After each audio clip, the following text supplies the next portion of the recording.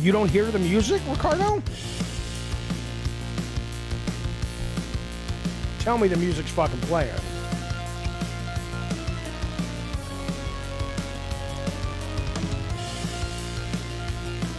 Do you guys not hear the fucking music? Ricardo says, never mind. Jesus, man. Or you're like, oh, I didn't plug in my headphones. Come on now.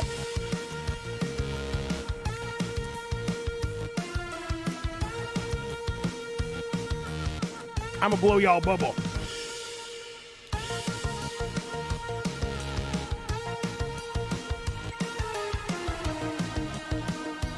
That looks like, that gum looks gross. Looks like bile.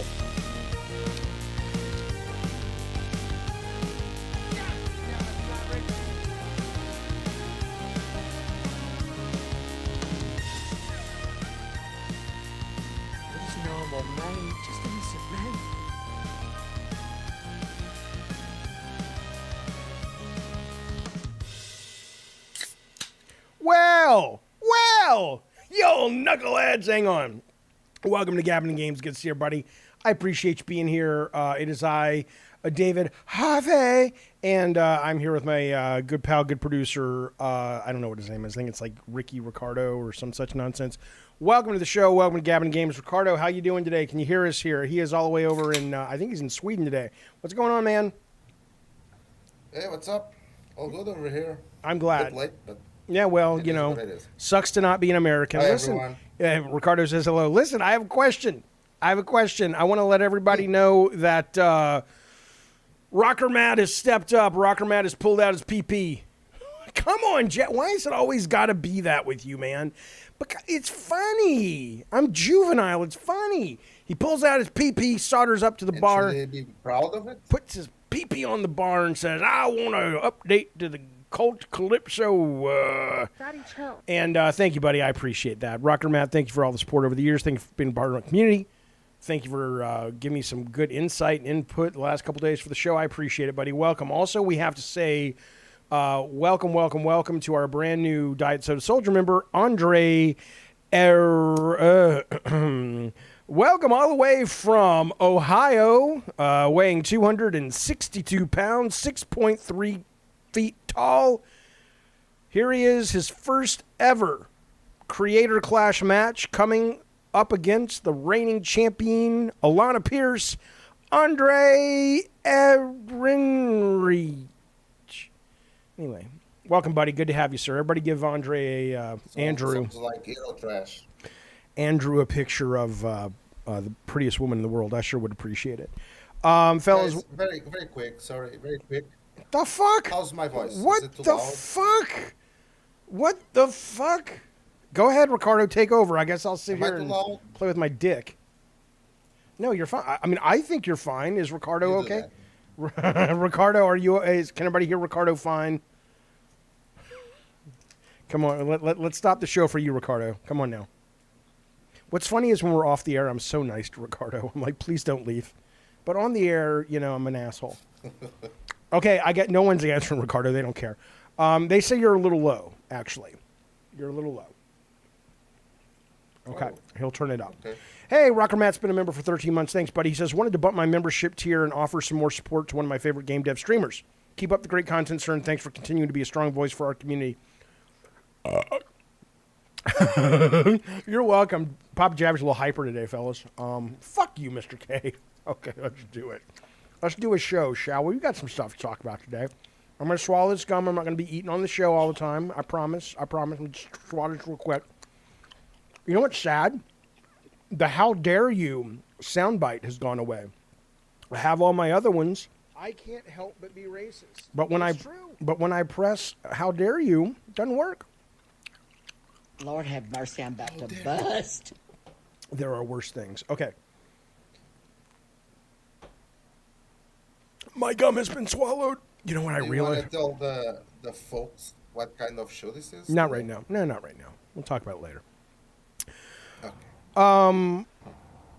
Ricardo's like, oh, well, I'm judging you from afar. You got to mute yourself, though, when you're not talking, Ricardo, because there's a lot of background noise over there. I think the Swedes are revolting or something. Okay, thank you, buddy. So, listen, fellas. Rob the Mod says, Jaffe, once spit in my face and whispered in my ear, I love you, girl. You goddamn right I did. But look, that's what you paid for. I saw the form. The intake form was like, here's what he's into. Here's what he likes. All right, whatever. The money spends. I don't give a shit. You know what I got to realize, or I just realized recently? I hate this. I go to the dentist all the time. My teeth are fine. My teeth are healthy. Very rarely have cavities, probably 2 in my whole fucking mouth. But because of all the Diet Coke I drink, my teeth are getting yellow. I don't like it. I don't want to be one of those guys. But I don't want to be one of those guys that sits around and fucking puts the fucking bullshit strips on my teeth and shit like some kind of vain fuck. I don't know what I'm going to do. Now I'm calling your attention to it. That bothers me. I don't like yellow teeth. It kind of feels like I'm a smoker. What? Anyway, maybe Ricardo's right. Maybe I should talk a little bit about what the Wednesday and Thursday, no, the Wednesday and Friday shows might become. We're not changing the title right now, but I realized, fuck you, Gaming Nading, you piece of shit. He says, you ever try brushing? I brush all the time, bitch. I don't have cavities. My teeth are very healthy, bitch. Fucking asshole. Here's the point, though. So 2 of the shows a week now, because I want to stream more often, and we had been doing very regular Monday, Wednesday, Friday, and then Tuesday, Thursday, Saturday shows. But I told Ricardo, I says, he was right. See, he's always right. I should have said this at the top of the show. It's not that whitening my teeth is vain. It's not that it's vain. It's just, it's like one of those fucking fuck you things. Fuck you. Anyway, point is, these kind of shows on these 2 days a week, we'll still talk games, we'll talk all that stuff, but they're going to be much more casual. They're not going to be super prepared as the other ones. Heavier chat interaction, much more chill. I'm not going to feel compelled to give you a sweet-smelling package that is usually gabbing in games. Oh, Gaming Nading, I know you were teasing, man. Standard cleaning is not good enough. I brush them twice a day and fucking floss them, and I go to the dentist twice a year. What can I do for you? I drink a lot of this shit. That's the problem. Rob the Mod, the broken sound. Well, it's not broken. How dare you, Rob the Mod, in the Discord? It's just broken in the. On my sound deck, right? I press it and nothing happens. I probably just accidentally deleted it. That's probably what I did. All right. Anyway, that's what's going on. So let's get to some news. Clock Tower. You guys remember Clock Tower? Now I'm a little confused by this. Truth be told, I'm a little confused by this. So actually, before we get to Clock Tower, sorry, I want to show you one more thing. I want to show you something first. So Comic-Con's coming up next week, and it's really interesting because Hasbro and Comic-Con in general, I guess it's Universal Studios, is doing a lot. I don't know if it's an anniversary or what for Jurassic Park. There's going to be a re-release of the Jurassic Park games, not the Sega ones for some reason, but a bunch of the SNES ones and other systems. And then at Comic-Con, look at this. I have wanted an action figure like this forever. And I finally, I may have to pony up the ducats and pick it up. Steven Spielberg action figure directing. He's my favorite fucking director. One of my favorite people on the planet as a fan. Steven Spielberg video game director action figure directing Jurassic Park. So you got him with his little camera there. There he is. You've got all the other characters. So you've got sound people working on the film. You got like little scripts and shit. Come on now. I don't think you can buy Spielberg by yourself though. I think you got to get the whole pack, which I think it's called the Hammond Collection, and God knows how much it's going to be. But I'm going to pick that up. That'll be on the back shelf. Well, I guess you can get Spielberg by yourself. Okay, it's the 30th anniversary. The Hammond Collection. There he is. You get yourself a little whatever those things are that spit the black shit at Neri, and you get the camera and the chair and the Spielberg himself. Look at that shit. Look at that shit. So I'm picking that up. All right, let's talk about Clock Tower. So Clock Tower is weird because the Clock Tower I first played was the one that it was 3D. And I saw today that Sunsoft, which I thought it was a Capcom game, is going to be remastering it and coming out on the PC, Xbox, Switch, and PlayStation. I don't know if this is going to be in America or not, but it probably will be. But I was unaware that the original Clock Tower was a 2D game. Did anybody does anybody know if I'm getting it confused or not? It's done by Way Forward, who are awesome. And so I'm assuming the original Clock Tower was 2D. I had no clue, but I mean, I guess it was Clock Tower 3 is the one that I first encountered. And that's the one that's 3D with the giant scissor guy. I mean, he's in this as well. But he chases you around, and it was really, really good. And then there was, what was the one with the girl with the white dog? There was a couple of these like almost forgettable, but not quite unless you're really into horror games on the PS1, PS2. But anyway, if this does well, and again, Way Forward is one of the best developers out there.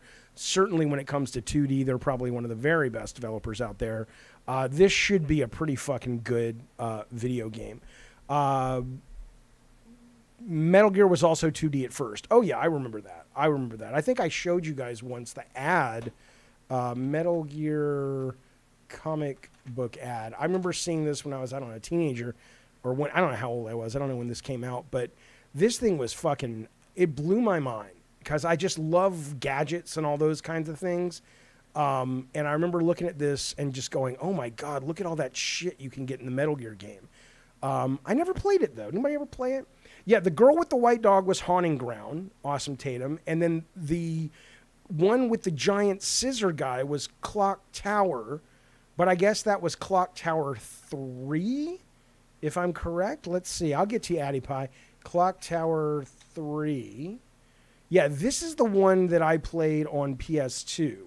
But Clock Tower 1, I mean, I guess I knew there was one, but I was not aware. Oh, wait a minute. Okay, this was a PS1 game from Sunsoft. I remember seeing the box. I guess I never played it. Oh, cool. All right. Well, I'm totally in, especially with Way Forward doing it. This is going to be great. This is going to be fun. I'm excited. Yeah, Ricardo says I miss those 7 out of 10 horror games for the PS2. Absolutely. 100%. Addy Pie, thank you, buddy. You're the biggest troll in the world, but we love you with all our heart and fluids. Thank you, sir, for ponying up and once again becoming a member of the Died Soda Soldiers. We appreciate it. Everybody give Addy Pie a picture of Hogwash's mother. I would appreciate it. And if you know what I'm talking about, that's a deep fucking cut. And you, my friends, are a fan, and I love you for it. Okay. I seen this before on Botchamania, says Dano. What the fuck is that? The fuck is that? Tony's channel says it was really anxiety inducing the way the main dude would creep up on you out of nowhere all the time. Right. I mean, in Clock Tower 3, that was the case. But I've never played this 2D one. So I'm super into stuff like this. I'm excited to see a remake of a game like this. Because, I mean, think about it. Clock Tower 1, at least in America, is barely known. I know a lot about video games. I've been tested. And I can tell you that I didn't even know this existed. And so the fact that they're choosing this to remake and not 3, maybe this was a really great fucking game. A really fucking great game. Sunsoft, Rocker Matt. There you go, Mutant Mo. Thank you, buddy. Back in the day, Sunsoft had, like, I remember them from Arrow the Acrobat, is what I remember, but that's pretty much all I remember. Tony's channel says it was awesome. So you played this 2D version of the game. Okay. Excellent, excellent, excellent. I remember when they did all of those, sort of wannabe Sega mascot characters. Some of them were so terrible, though. It was like, remember Awesome Possum? And then there was, remember, what was that game on PS2 where the ad was a whole lot of hurt in a belly shirt? Remember this? This was so dorky. There it is. Kaya is what it's called. A whole lot of hurt in a belly shirt. That wasn't Sunsoft, but that was one of those attempts to make things cool. Then they had Trag Hard Edge. I don't even know that one, man. So let's do 16. I'm curious. 16-bit mascot characters. Let's see who the big ones were. Yeah, Booger Man at least had a Oh, here's a tier list. Oh, no, I don't want to watch a video, though. All right, let's see. Let's see if we... Cool Spot was a great fucking game. Let's You're see. not seeing anything, Jaffe. I guess it's in my imagination. It's in my fantasies. You have to understand. Basically. I mean, Bubsy was ridiculously stupid. Arrow the Acrobat was, I would say, dumb. Cool. Oh, Blinks the Time Cat, man. Whoo, what a stinker that was. Plox, remember Plox? Holy shit. Rocket Knight was good, though. I agree. Rocket Knight was pretty fucking good. I played Boogerman. I didn't play it a lot, but I played it. Rice Star. This one I didn't play much, or Vector Man, but I always hear people talking about Rice Star and saying it's great. Awesome Possum, I think, was a game that had it talked, right? And that was kind of cool that it spoke. But other than that, I remember it just being sort of meh. I'm curious about this one game, and I don't know if you guys can even... It was like a Super Nintendo game. I'm going to get back to the news, I promise. I saw it when I was working at Sony, but I told you these shows are chill, you know. SNES, it was called like Simon or Dave Adventure, and it just had this kind of nerdy guy with a green t-shirt and glasses, like he was the stupid... It wasn't even like a video game hero. It was like just some guy. It's like make a character based on the guy who delivers the mail. Okay, but I don't remember what the fuck it was called, man. It was just like this. He was peeking behind a tree. Oh man, SNES. Let's do this. Let's do obscure box art. Let's see if we can come up with it on that. Lawnmower Man. Time Trap. Look at these fucking things. Phalanx. Remember that one? Okay, come on. Bill Lambier's Combat Basketball. I used to play this with the designer of Warhawk when we were testers on our lunch break. Lester the Unlikely. Yes, that's what it was. Hang on. Yes, thank you so much. You get yourself Awesome Tatum. A little bit of Pea Turtle love. Yeah. There you go, baby. Let's see. Lester the Unlikely. That's what it was called. Yeah, man. It was so fucking weird. There it is. And look at him. Here he is. That's the guy. He's just this guy. We're just normal men. I mean, Innocent men. look at it. There's nothing about this. It's just some dude, you know, just kind of walking around. I'm Lester. I mean, I know that was the shtick. That was the high concept. But, I mean, like, what? What the fuck am I looking at? It's like, who in marketing over there was like, I mean, I know it was a different time, but who in marketing over there was like, you know what we should do, fellas? That's a hero. That's a guy we want to build our brand on. Lester? The guy who delivers the bagels? Yeah, he's great. I love that kid. He's funny as fuck. Let's make a whole series about Lester the Unlikely. Okay. Master Luke, thank you for the super chat, buddy. He says, hello, sir. I tweeted you a silly little Jaffo emoji. Ooh, I definitely do. Let's all look at it together. Thank you for that, buddy. Hey, I'm not going to fucking lie. I'm not going to pester you. I'm not paying you a dime for it. If it never happens, it never fucking happens. But don't think I'm not excited somewhere in the back of my brain pan that you're going to make a little model. Come on now. All right, let me go to that in 1 second, Master Luke. Wooden's Throne, thank you for the super chat, buddy. He says, Gex, in my opinion, is the most memorable platformer of the PS. You know, sure, I guess. A lot of people thought it was really fucking funny. I guess I just didn't find the humor all that great. But a lot of people did vibe with it. A lot of people loved it.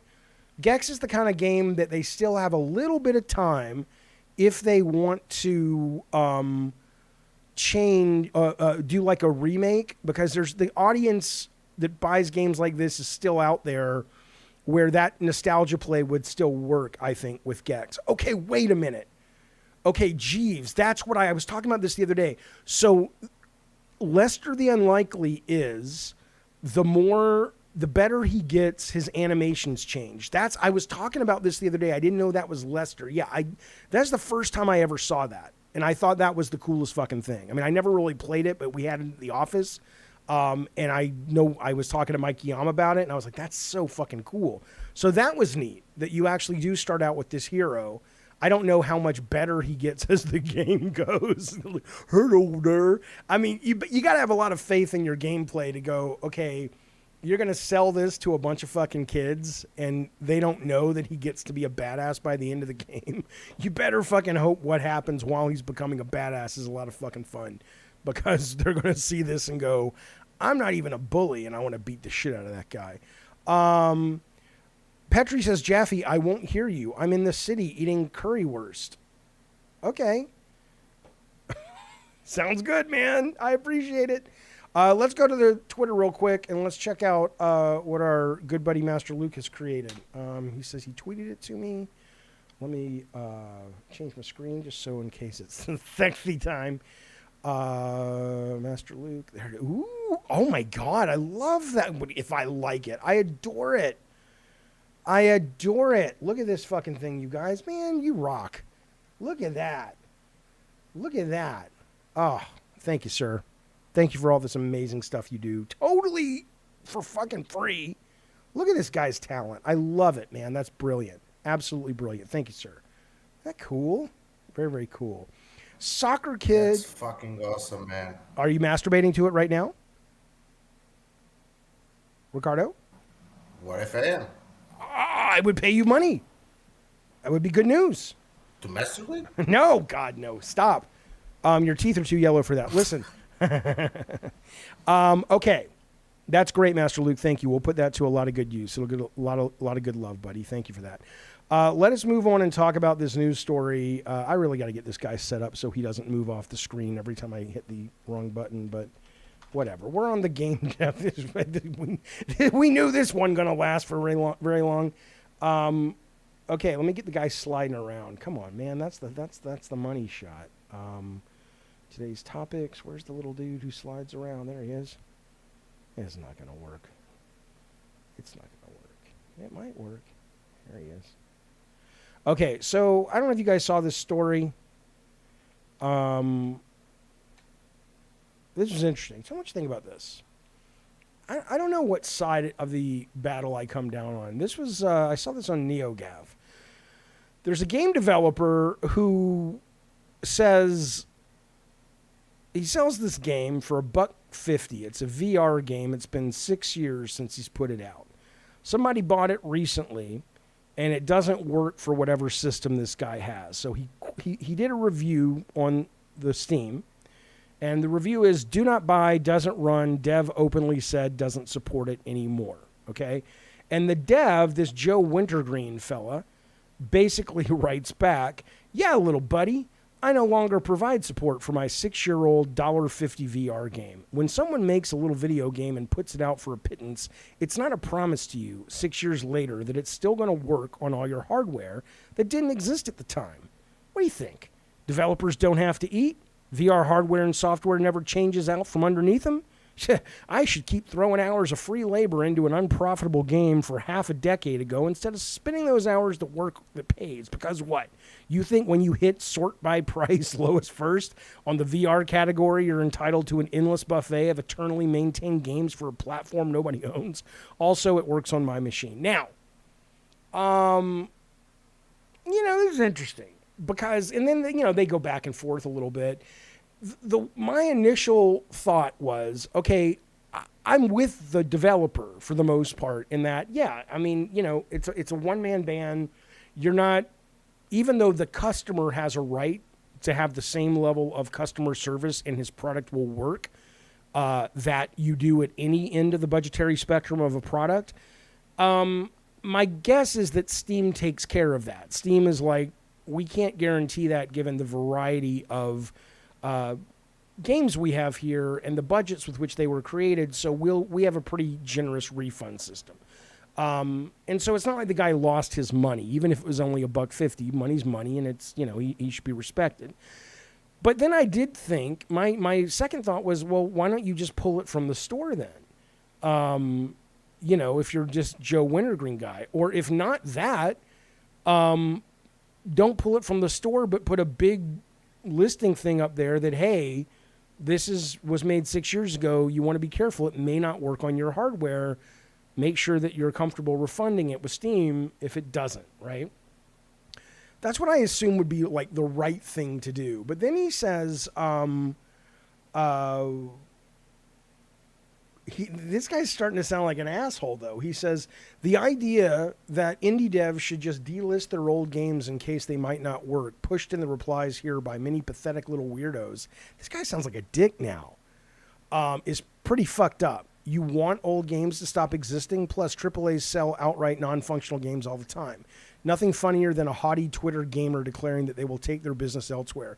Quite literally the funniest thing in the world to me. One is reading this right now, getting haughtier and haughtier and inflating like a balloon. And then this guy says, Brendan writes to him, and he says, well, delist the game, putting a warning on the Steam page. Why would anyone purchase future games from you if this is your attitude to a customer? Customers are people too. And then Joe says, delist these nuts, you fucking banana. So, I mean, okay. So, look, we should call, hey, Ricardo, can you go onto Twitter and see if you can find Joe Wintergreen, see if he'll call into the show real quick? Would you mind doing that? It's at Joe Wintergreen. Thank you, sir. It's interesting because on one hand, you're like, I get Joe Wintergreen's point about, look, I'm not going to maintain this fucking thing the rest of my fucking life. I get that. But I don't understand why he's so mad about people just saying, hey, put a warning on the game. Let people kind of know that this is probably, maybe it's not going to work for you. Why would he be opposed to this? I don't understand. I haven't read NeoGAF to see what they think. My guess is that they would say this developer is an asshole. But then this guy, Bruno Cole, says, damn, he's really hot, though. While we're waiting for Ricardo to get back to us, I got so pissed off.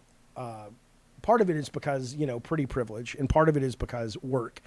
I'm at Sony ImageSoft. I think we were still ImageSoft. We may not have been. We were one version of Sony or another. And I may have told you this. There's a producer, and I don't hate anybody, of course, but there's a producer in the industry who, kind of is an asshole. He's kind of an asshole and kind of a opportunistic prick. And I remember talking about him because we were thinking about doing a deal with this guy, and I had already done a deal with the guy, and I didn't like him. And this female producer, very nice lady, still very much active in the industry. No, it's not Shannon. Says to me, as I'm complaining about working with this guy again, she says, yeah, but he's really hot. And I'm like, fuck you. Now, to be fair, men do it too. So women have a right to do it. I just don't like it, which means women must not like it when we do it or men do it. I'm just saying. It's kind of frustrating. I'm like, who gives a shit if he's hot? He's an asshole. It's a fucking asshole. Isn't that the worst when you find out people who are assholes still get laid a lot by good people? That's the worst. Like if people who are assholes get laid, but they get laid by just total pricks, like then you're like, okay, you deserve each other. But I know women that are salt of the earth, good people, attractive people, and when I find out some of the guys they fucked, I'm just like, what?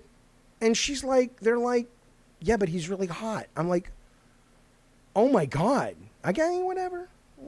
I'm saying it pisses me off a little bit, but that's a me thing. It's nothing to do with video games, but maybe there's a game in there somewhere. I don't fucking know. All right, let's move on. This dev guy seems salty to me. The customer is nearly always to blame, especially gamer nerds, says ACM. If you can't support it, says DiffusionX, then don't fucking sell it. That's simple, bitch. Also, indie game devs really expose themselves to being narcissist cunts on Twitter in a way that few other professions do. Also, journalists. The tail wags the dog. Social media phonies have seen it all. Let's go, Ricardo. Let's get this guy on the phone. But that's the story. What do you guys think? He's an asshole, right? I mean, he's an asshole.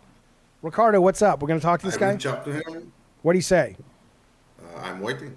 All right. Nothing. All right. We'll get back to him. He's going to get back to us. I have a good feeling about this. Guy sounds like an ass. Right? He sounds like a fucking ass.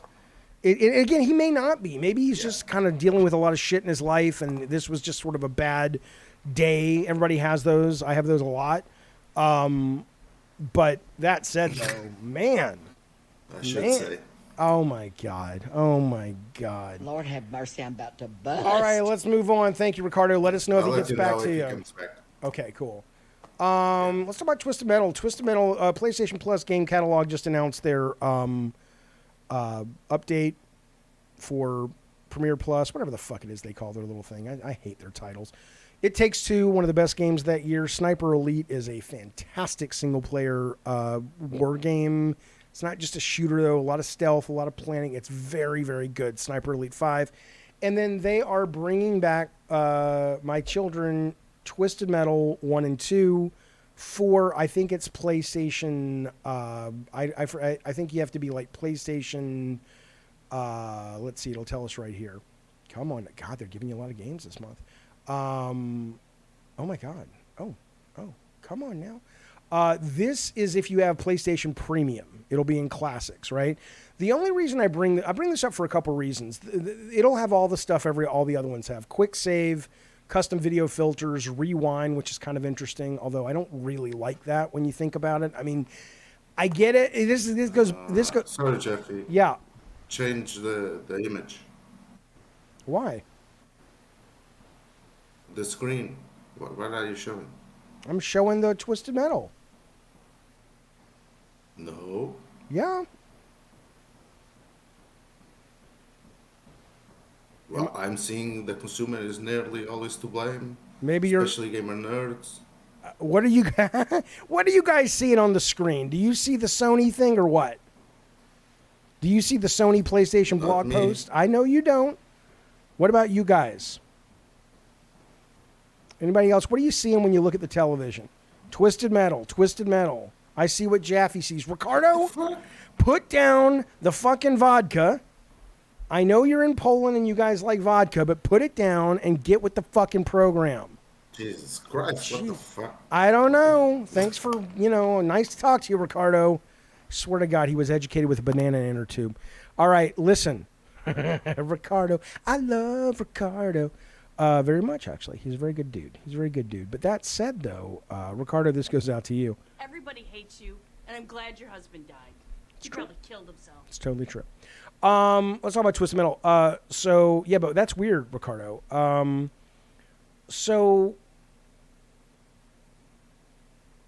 One thing that's weird to me about it is the rewind feature. Now, this kind of goes back to that whole, isn't accessibility great? No. I don't want you to die at the hands of Minion and go, no, not a problem. Rewind. If I wanted you to rewind time, I would have fucking asked Scott Campbell and the boys in Utah to put it in the fucking game. Rewind. And we wonder why the younger generation is so fucking soft. You can't even die to a boss. Ugh. That's all I'm saying. But it's got rewind for those who need it. And then it's got up rendering, which I don't fucking know, man. I mean, these games are... Twisted Metal 1, back in the day, was not the prettiest girl at the ball.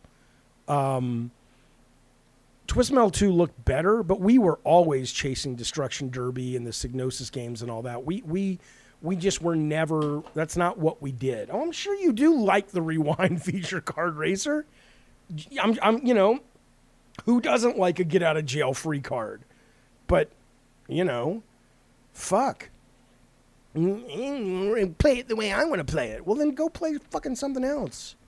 But to be fair though, to be perfectly fair though, to these games, for your defense, let's put it this way: Twisted Metal, all these classic games, I understand them needing to help out a bit because they don't play that well. I mean, Twisted Metal 1, if anybody goes to Twisted Metal 1 or Twisted Metal 2 because of the show, if it ends up being good, or their friends say, oh, I grew up with this, and they play it for the first time and there's no nostalgia helping you out, you're going to be like, what the fuck? Twisted Metal 2 does hold up, but it is still clunky and terrible as fuck when it comes to just sort of, controls and expectations of how cars move for a game of that era.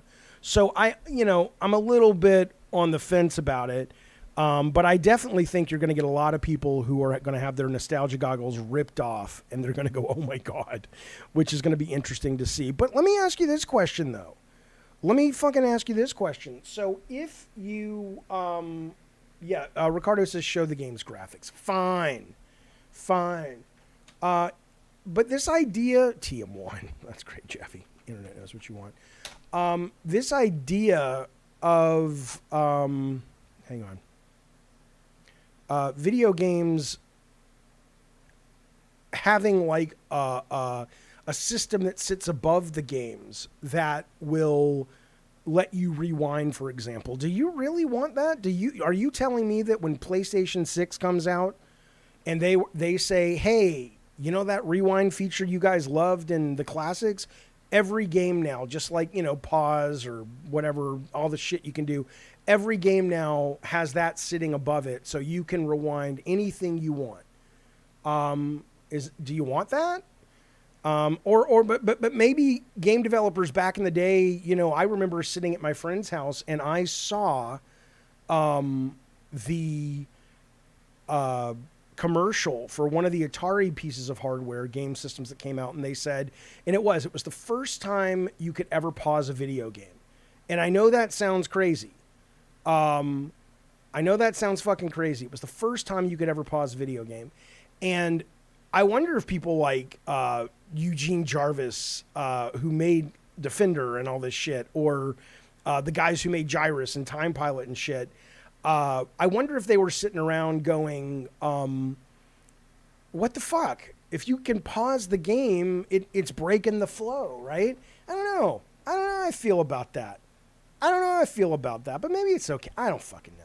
Because then maybe if it's just for old games, it's okay. But modern games, you really want to be playing Elden Ring, get killed by a boss. No worries, rewind. It's interesting. Oh, Rocker Matt, I know. I should go through these sometime and talk about them. I will. Like, I will tell you, even just looking at this brings back, all of these, this Calypso picture I have in the other room over there. All this was concept art done by Lee Wilson that they just scanned. These are, I thought the PlayStation was going to be so capable of just crazy batshit stuff that I shot these women, the Calypso girls, and Calypso's in there as well. I don't know if he's going to get closer, but right in this little window. And I thought, okay, we would be able to stream off the disc live video into that window. So this was like a smooth 60 frame, high res at the time thing. And then Single Track calls me, 6 months after we shoot and go, we can only afford to put 2 frames in there. And I'm like, fuck. So if you look at it, you can't even tell what it is, but those are a bunch of bikini girls. Yeah, the graphics look okay comparatively, but I will say that I will say that the controls, I think people are going to find lacking a lot. The 2 megabytes of RAM wasn't enough, says Tatum. It wasn't that, though. I thought we would be able to literally stream it off the disc. So it wasn't that I thought we could stick it into the RAM. I thought we would just have a disc spinning like a Blu-ray. Yeah, it looks awful. It does look awful. But I will say, though, the thing we never did better, and it was just accidental, I guess, was I think the AI of the cars in Twisted Metal 1 had much more personality. I put a lot of effort into it, working with Scott and Kellen and Mike Badger, tuning the cars. So each car as an AI, we hope that it would have a sense of personality, how it drove and how frequently it fled from you and all that shit. But that, and then the sounds, we didn't, this wasn't intentional, but whenever they fired their special weapon, they played a sound that was intentional, like a signature sound. But the AI would fire it sometimes, not at other cars necessarily, but off in the distance. And so it would allow you to hear, oh shit, Yellow Jacket's coming up, or Dark Side's around the corner. And that was pretty fucking cool. So it's a nice walk down memory lane for goddamn sure. It's kind of cool to see. But yeah, there's the hover cops, and oh my god. Yeah, maybe I will do a stream of this and talk about it. I'll do some Twisted Metal War stories. That'll be fun. All right, let's move on, though. But these are coming out on the 18th, I think. So, yeah, check them out if you're interested in such shenanigans. By the way, I want to let you know. The Elitist Podcast, episode 105, is now up. I am on it with our fellow Gabbin' Games member, $6. This show was fucking hard, man. This was not an this was what I will tell you is this was one of the hardest trivia game shows for video games I've ever done. It was really a fucking stumper. But then, speaking of stumper, do you think I pushed Michael McGehee away? I hope he still watches the show. I hope he's not like, I will never watch your show again, Jaffe. And if you don't know what I'm talking about, ask somebody in the chat. I'm not going to relitigate that.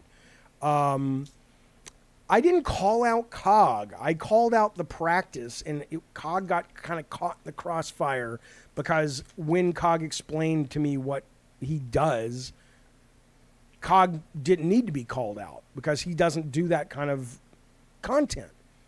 He says they're like celebrating and stuff, and I'm like, oh, okay, that makes sense. But anyway, this is up now. They also did this very cool. I told him I wish I had thought of it. It's really cool. It's a segment they do. I had never heard it until I got to be on it this weekend. It is a show, Stoner Joe. It's called the Elitist Podcast. The second segment we did was like D&D, but instead of rolling die, you have trivia. And it was like we were fighting this boss, and it was really cool because your ability to defend or attack or heal was based on how well you could answer the trivia games. And I'm like, dude, that should just be a fucking weekly podcast. I mean, that would be huge. And I hate that I didn't think of it because I would have loved to have thought of it. Jaffe, why is Lunch with Jaffe a member perk? You did it like once. No, I've done it more often than once. But what I will tell you is we have new membership tiers coming up very, very soon, like the next couple of weeks. Cult Calypso is going to drop in price to $9.99. God of War tier is going to drop to $29.99. And we will be having an exclusive Saturday show every Saturday, which is just a very intimate, chill, shoot the shit show with God of War members. So I'll run all that down with you next week sometime. But I absolutely have done movie nights and lunches with Jaffe and all that shit. All right. Look at this. I'll show you this. Day One Patch Kids. You guys know Day One Patch Kids, our very own Rotten Tanuki. Now, hey, Rob the Mod got a membership. JW, thank you for that membership, buddy. Thank you for gifting Rob the Mod. Rob the Mod, it's insane. It's insane. I cannot give that membership away or give mods an automatic membership, but I can't. Got yourself blue waffle, didn't you, Rob the Mod? Good for you, sir. Okay. I know he doesn't need one, but it's an absurd system. I don't understand YouTube. I don't want to get into it because it'll just make me mad. Oh my God, that's so good. Let's focus though. Rotten Tanuki Day One Patch Kids. You ever read the Garbage Pail Kids? See the movie? It's like that. Cabbage Patch Kids, Garbage Pail Kids, but with your favorite video game characters. I want to tell you something though. You can go on over to the site. You can see all kinds of cool stickers, curtains, T-shirts, hats. I'm looking for a hat. I want to get a Day One Patch Kid hat, but I haven't found one yet. There's old Sweet Tooth right there. But what he just put out, it's over on the Amazon. You can get yourself a Day One Patch Kids coloring book. Now I know you're like, I'm a grown ass motherfucker. Why do I want a comic book, a coloring book? Because they're fun. They're fun little characters, and also coloring books are relaxing, man. You put on some music, you smoke some dope. You color in the lines, makes you feel good in the nether regions, makes you a little moist. Look at this. Got a bunch of 5-star reviews. Don't trust me, trust the fucking reviews. 5-star, 5-star, 5-star. Look at these fucking images. I highly recommend it. You can find the link in the link tree to both these guys and the Elitist down below, as well as on the About video. They're good people. Check them out. I appreciate it, fellas. Right. I'm Thomas says you can never be mad when you're coloring. You goddamn right. Jaffe says, Addy Potty, you remember the website for the gaming sex dolls? I do. A friend wants Ellie. He better want Ellie from The Last of Us Part 2. Otherwise, you need to report him to the fucking government. Ricardo remembers that pretty well because he was sitting there at home. I think your wife was watching you, wasn't she, Ricardo? When I sent him to Ricardo and I said, look, if you don't know what he's talking about, these are naked sex dolls based on video game characters. There was like Ellie and Tifa Lockhart and obviously Lara Croft, on and on and on. And one of them was Ellie. But I'd like to think, because at first I didn't even know it was Ellie from The Last of Us. I didn't even know who it was till we turned the camera on, did the show, and I was just going through them. Ellie. It's an adult Ellie for certain, but it may be from the second show where she was of age, is what I'm saying. Yeah, second game, 22 years old. Or something. Right. But what I will say, though, is weren't you sitting there having to, like, black out the boobs and vag and your wife was watching you do it? Or she wasn't Yes, honey, this is for work. Trust me. I'm looking at these boobs for work. Yeah, she looked at you and she says, they're not going to fuck you. Sure. Ricardo's like, you won't fuck me because my teeth are yellow. So I got to fuck these dolls. Come on now. Big Afro Man, thank you, buddy. He has gifted a membership. Thanks, man. This one makes sense because I don't even know who the fuck Vincent McGlone is. Vincent, welcome to the Diet Soda Soldiers, buddy. We've never heard of this guy. Usually YouTube will be like, we weight the gifts by people who comment a lot or who are engaged with the channel in various ways the algorithm determines. Vincent McGlone of the Irish potato farm McGlones. Check that shit out. Good to have you, buddy. Good to meet you, Vincent McGlone. Do Irish folks get upset when people talk about potatoes? Potatoes are my favorite thing. I ordered 4 giant baked potatoes the other day from DoorDash, and I've loved every goddamn minute of them. I hope Irish folks don't get upset when people associate them with potatoes. I'd love to be associated with potatoes. They're the best goddamn food on the planet. Anybody Irish watching this that can tell me if that's something that y'all get upset about? The Irish folk. I would hate to be upsetting Vincent McGlone of Ireland. He's like, dude, McGlone is a fucking made-up name, you idiot. You fucking idiot. Think about that. All right, let's move on. They are good. Yes, they are. What kind of psychopath orders 4 baked potatoes, says I'm Thomas. I do. There you go. Because, listen, if you go to the store, which I do, and buy potatoes, or you go have... the way I do it, you have, Instacart bring you your food. I went outside today. I had to go to the bank today, and I was like, this is nice to be outside, but I don't plan on making that mistake again. But I'm out. But anyway, when you get them from the store, you're at the mercy, kind of like you're at the mercy of how big the potatoes happen to be in the store. But when you order them from a great restaurant like I do, like DoorDash, those motherfuckers make sure they get you some big fucking potatoes. So I wanted 4 of them, and I ate 1 each day, and I had them in the fridge. Irish people associated with potatoes after the potato famine of early 1900, says Jeeves, forced many of them to immigrate. Fellas, that fact has been brought to you by our new partner, the Khan Academy. You think that factoid was interesting? Learn all kinds of great facts. Only $2.99 a month. You get the equivalent of a community college education. $4.99 a month. You get the Harvard education. You don't even have to fucking go. You don't have to apply. You can just learn the way man was meant to be.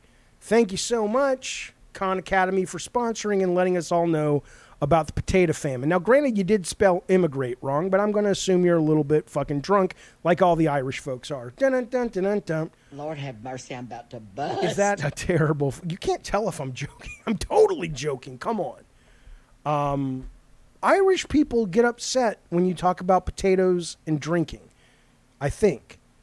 But I don't mean to make fun of Irish people. Being an alcoholic, whatever your background, would be horrible. I'm not dissing on community colleges. I'm saying that community colleges are less expensive than a college like Harvard. So if you want that content, it's less, just like going to a community college is less. I'm not saying that the content is crap. I'm a huge fucking fan of community college. I think most people should do 2 years of community college and then transfer. There's no fucking need. You know how much I paid USC? I paid USC, I don't know what it was. This was back in 89, 90. per semester or per year. It was like $150,000. No, we couldn't afford it. I thank God for Twisted Metal, because that paid the Twisted Metal bonuses paid my fucking college funds, loans, whatever it was. But I didn't need 2 years at USC. You go to specialize in the second 2 years. What do you need it for the first 2 years? Too expensive. Too expensive. Can't you make booze from potatoes, says Awesome Tatum? Probably. McClone, is that really your last name? That's a real last name? Oh my God, you guys. We've got ourselves this is going to be great. I can be like the police chief in a movie. McClone! Get in here, you son of a bitch. What the fuck you mean questioning the witnesses before the attorney has even gotten there? You're this close, McClone. If you weren't such a great fucking cop. If you weren't such a great fucking cop, McClone, you'd be out on the fucking street. You understand? You hear what I'm saying? God damn, he's good. If he wasn't so good, I'd fire his ass. Yeah, no, college is useless today, except the networking and the fun. That's true. I mean, unless you want to be a doctor. Then I don't want you learning it on the internet. Okay, it's not your last name. You can still be my wild card, dangerous cop, though, from an 80s action movie, if you don't mind. Let's move on. Let's read some of the comments from our channel. Shall we? Shall we read some YouTube comments before we get to this Xbox story? I think we should. Are you asking me if I've ever caught a leprechaun? Oh, by the way, stick around, Eddie Torres. Your tweet is part of today's main story. Read Skype too. Oh, yeah. What happened with the topics bar? Oh, yeah. Here it is. That's why I have a producer. You're a producer. Can I tell you guys a story that has nothing to do with video games but has to do with my college years when I was trying to make movies? Would that be okay? Ricardo, you make the call. You think people want to hear that shit or they want to fucking move on with their fucking lives and get to the comments? My favorite drug, I don't do a lot of drugs. My favorite drug is probably... Depends. Is the story good or bad? Well, I don't know. Okay, I'll start telling it, and Ricardo, you play a soundbite if it gets boring and we move on, okay? Go on. So it's in your hands. If the chat gets upset, then get upset with you. So I go to college sophomore year. I don't know when it was. I stole the keys, or I had the keys to one of the sound stages at USC Cinema. I didn't get into USC Cinema. So me and my buddies made, at the time, what was a very clever twist on... Move on. I'm joking. Go on.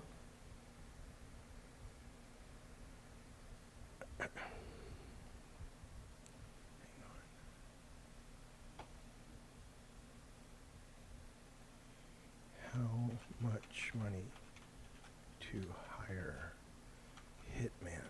Hang on, let's see. How much does it cost to hire a Hitman? $10,000 to $5,000 for a Hitman. So I'm going to start Patreon, and we'll solve this Ricardo problem right away. Okay, I'm going to finish the story. Are you really joking, Ricardo, or move on? What do you want to do? I'm joking. Move on. Go on. Okay. So anyway, we shoot this teenage talk show, which back in the day no one had ever done before. It was like, oh my God, it's like a fucking Oprah but for teens, and we sold it for a lot of money. And we went out, we got a lawyer, and then we went out, and for some reason we got convinced we needed a manager. So stupid. But we were 19 years old, thought, oh, we're big shots, right?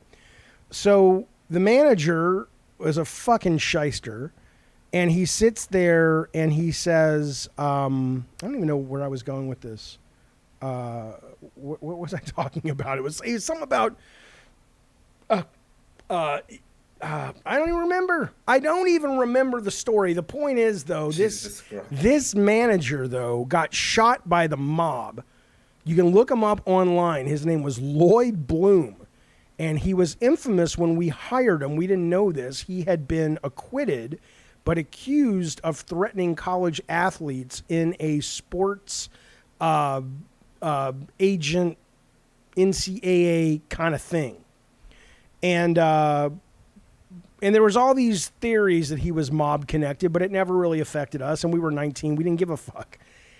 And then one day I'm working at Sony. This was not the story I was going to tell you, but I forgot the story was. And I'm working at Sony, and somebody calls me and says, look at the fucking, we didn't have the internet yet, so check the paper tonight. I said, why? I said, Lloyd Bloom is dead. Lloyd Bloom is dead. No shit. The guy was walking to get his mail in his Malibu mansion, and somebody pulled up and shot him in the fucking chest and killed him and left him to bleed out right there in his own fucking driveway. So thank God we never really worked with the guy beyond a couple of meetings. But he would say things like, why did this come up? Why did this come up? Fuck, I don't remember. But he was talking about something, and that's the story. Fuck you all. Fuck you. It's not dementia. You try running herd over this cavalcade of crazy. What such a great story, Jeffrey. Wow. You know what? Listen, I will find you tonight. I will fly all the way to Sweden, and I will kill you in your bed. I will kill you in your bed while you're sleeping. And all that will be left of your body is the yellow teeth on the pillows. When your wife wakes up, she'll go, thank God someone else did it because I was this fucking close. I was this fucking close. Lord have mercy, I'm about to bust. JW Conglomerate says, tell it again. You got it, baby. All right, let's move the fuck on. Whatever. Let's go to some notes. Let's go to some chats on our... Rocker Matt says, Jaffe, do you think Sony should be releasing Twisted Metal Head-On Extra Edition instead of just TM1 and 2? I don't know. I mean, I would love that personally. I think it plays better, but, you know, I'm not sure... and I don't think there are any licensing issues. It ran great on PS2, so it's not like the PS3 issue with Twisted Metal 2012.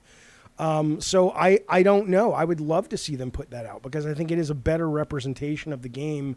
But, you know, 1 and 2 for nostalgia play, sure. I'd love to know how well those games are doing. Like, if you look at, like, all the Siphon Filter games are now available on PlayStation, plus Premium Classics or whatever.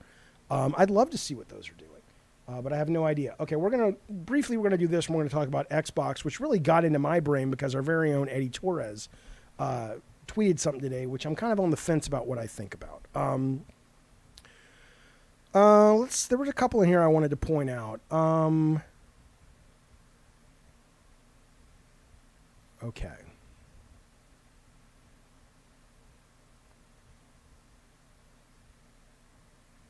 I'm not a fan of your producer, says Hollow Point. Ricardo's taking such abuse today. He knows when I do it, I'm just teasing. I'm so grateful for Ricardo. But this guy's like, I don't like him. I don't like him. You believe this? You want to go to this guy's house with me? We'll beat the shit out of him, Ricardo. I think he's crying. Ricardo, are you still there? I don't like him either. So. I don't like him either. Fuck this guy. I heard Colin Moriarty takes pics with Sony execs too. Good to hear it was called out and you commented on it, Jaffe. I didn't know. And when somebody pointed it out to me, Captain Graves, I said, oh, yeah, I don't like that he did it either. He doesn't do it anymore. But yeah, I addressed all of this shit.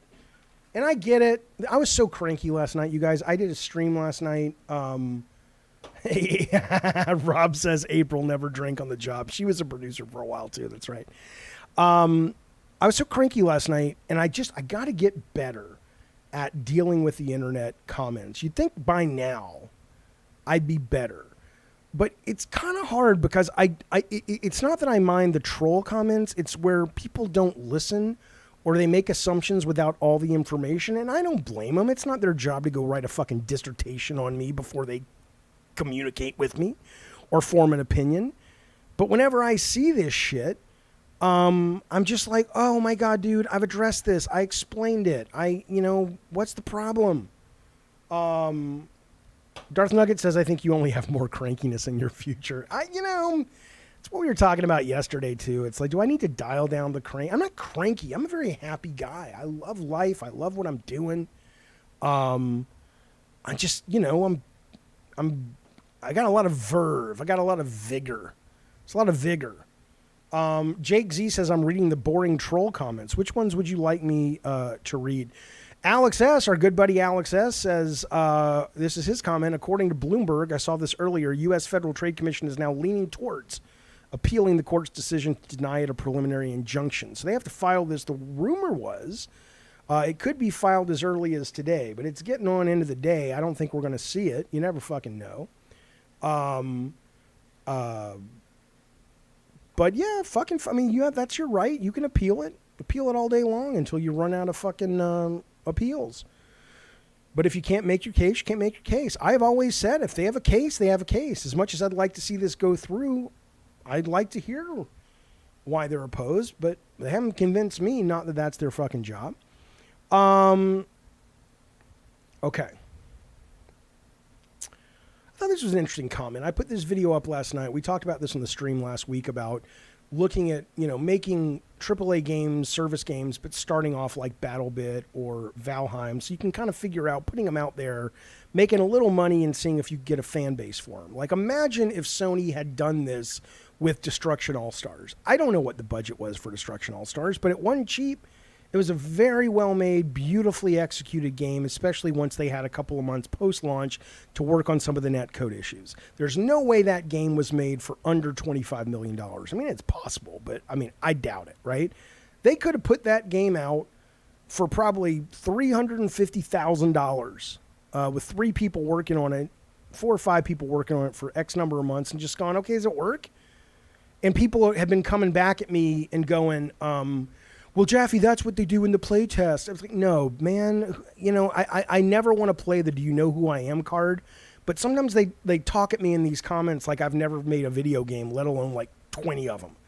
And I'm just like, dude, I'm aware of what playtests are. Not only am I aware of what playtests are, I'm aware of what playtests are as they relate to service-based, online-only video games, okay? Because I've done 2.5 of them.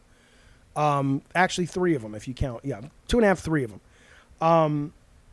The issue, though, is a focus test or even an early alpha is not the same thing. There are a lot of... You should have seen the scores we got for Drawn to Death, for example, when we did it with playtests. Professional playtesters or moderators coming in and all that shit. Sony thought we had a hit. We all thought we had a hit. They were great. And then the game comes out and we actually ask people for their time and eventually their money, and it was crickets. So trust me, I understand the value of playtests, but in these cases, I don't know. Do I need to fucking have a preamble before every video and go, look, I don't know everything or anything just because I worked in games, but at least give me the benefit of the doubt that I may know something? I know that would be so obnoxious. I'm not actually going to do that. But there is a point where I'm getting tired of being talked to by these people who act like they know as much as I do about the production value when their main job is sort of, signing in people to the spa that they work at part-time while they're, at home the other part-time trying to get their fucking, marijuana business grown in the back room of their fucking house off the ground. What? Jaffe, you've concocted a whole story. You've concocted a whole fiction about these people. I know. It's terrible. I'm tired of this. I'm tired of this narrative too. Game Pass is good for people that don't work and kids. I'm so sick of hearing about Game Pass. Well, Game Pass is good if you're poor. First off, the people who have money are probably the people who look like they're poor because you save it. You understand? If you're going out and spending all your fucking money, you're not going to be one of the wealthy ones for very long unless you're like really rich. But beyond that, more importantly than that, why am I going to go out and buy hundreds of dollars worth of indie games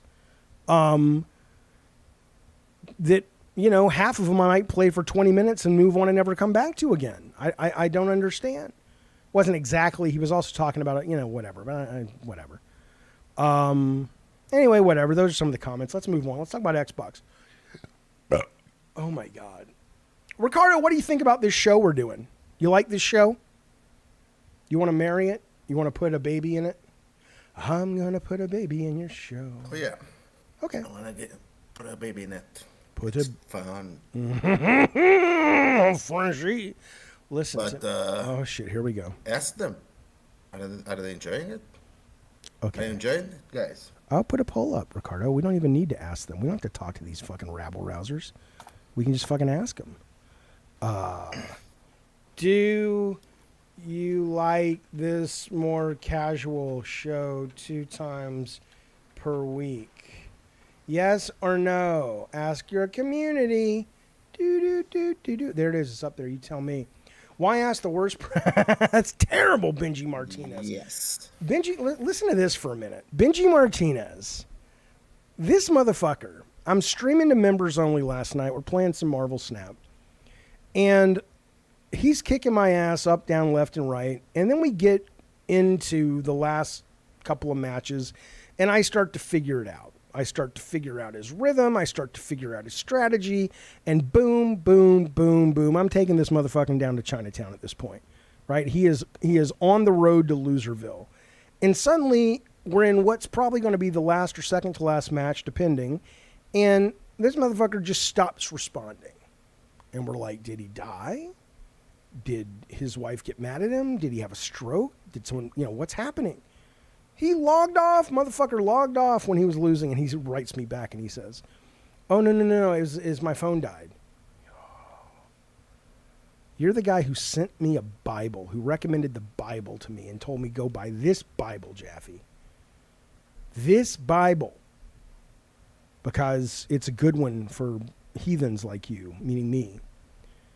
And you have the gall, the unmitigated gall, to fucking rage quit when you're losing Marvel Snap. I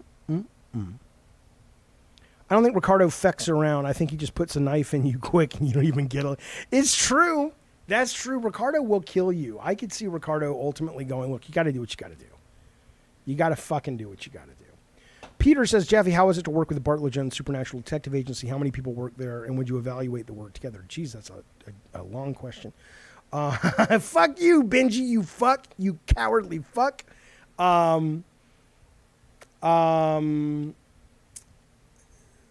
It was great to work there.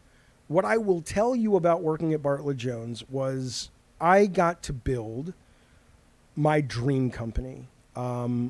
Unfortunately for me and the people who had, believed in me, my dream company wasn't my dream job anymore. And so I didn't love it like I used to, and I could not find it within me to make a hit game like I used to.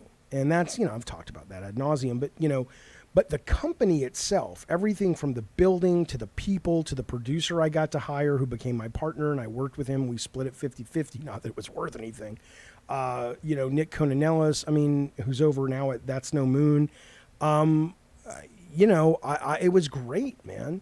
It was an absolute great working environment. The people were really nice. There was a lot of compassion there. Our relationship with Sony was fantastic, which is why I always get pissed off when people go, you're mad at Sony because they fucking fired you. And I'm like, first off, Sony never fired me in my life. Second off, every time I wanted to start a video game company, they were the ones that stepped up and said, we'll give you money. So I have nothing but gratitude for that generation of Sony. And a lot of those people are still there. But it was a wonderful place to work. Wonderful place to work. I don't know how those early builds of the last Twisted Metal Harbor City leaked. I have no idea.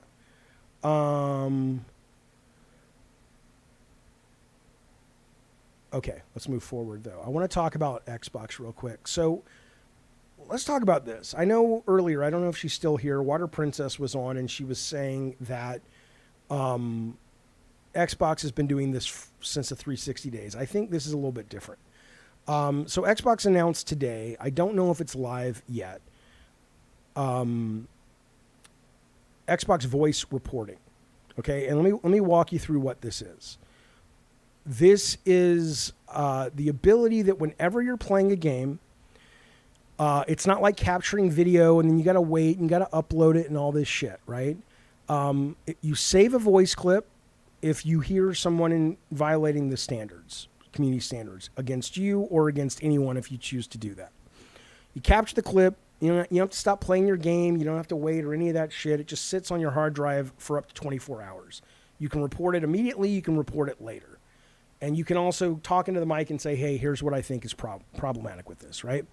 They'll review your report and decide, they'll let you know what happened, okay? Some specifics. They're releasing it this week, a new platform-wide voice reporting just to the alpha members. It includes Xbox 360 backwards compatible titles. One woman said they were an Xbox ambassador because you guys know this shit. You guys know this is really bad fucking out there. In fact, let me you don't need to see this, but I will show you a couple of seconds of this. This is from Crashy on his YouTube channel.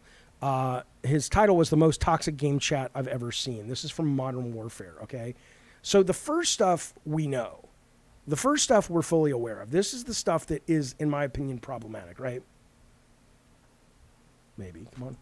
Fuck you, idiot. Hey, good game. Good game, everyone. Fuck? That's aggressive, with the shit, man. We'll take that. We'll take that. The kid using the shotgun instantly goes to toxicity. Easy. Channel number 1. Who are dating dogs? Right. So all that shit, I think that's bad. I think that's bad. I'm glad that it's being called out. And the system is pretty, and it's worse. But this woman was writing, she said, as a woman online, I often find myself staying silent in online multiplayer to avoid abuse and harassment. I'm excited for features like these that can help give people like me their voices back. Nobody should miss out on an interaction with their fellow gamers because they're afraid to speak. Totally agree. Totally agree. It says, voice reporting is quick and easy, minimal impact, they say. The feature's designed so players can quickly capture and jump back to gameplay, finalizing when the game is over. The last 60 seconds you have to capture it. It will not appear in your clips. Downloaded, you can't download it or modify it or anything like that. Okay? 24 hours later, it gets erased automatically. Okay, but that's different, Rob. I'm going to get to that. Because Rob the Mod says, Jaffe, we say fuck you all the time when playing Call of Duty. Yes, we'll get to that. That was sort of something that Eddie Torres posted earlier, and I want to get to that. But the improvements we're making to reactive voice mods are for everyone, those who experience toxicity and for those who witness it. If even one player feels safer with the measure, we're on the right track, is what they say. Okay, so fundamentally, I think you would have a hard time finding anyone that genuinely has a meaningful problem with this, right? Because ultimately, I mean, I did a little research too about why people do this. I mean, I want you to think about this shit, man. Think about the fact it's got a little bit in relation to like when people say, well, if you're not religious, Jaffe, how what stops you from murdering people and stealing and raping? And I'm like, because I'm not an asshole. But there are people out there that clearly say the reason that they are good is because in their mind, because of their religion, there are consequences if they're not. It's like their own moral compass is not enough, right?